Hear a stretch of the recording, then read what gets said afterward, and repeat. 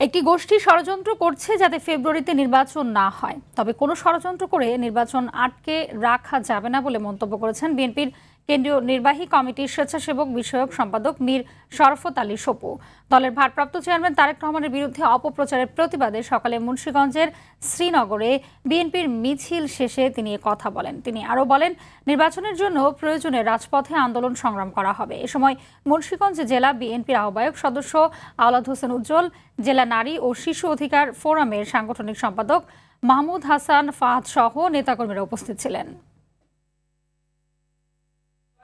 আপনারা যতই ষড়যন্ত্র করেন, আগামী ফেব্রুয়ারিতে বাংলাদেশে নির্বাচন হবে। এর বাইরে আর কোন প্রয়োজন বোধে আমরা সেই নির্বাচন রাজপথ থেকে আমরা সেটা আদায় করে নিবই।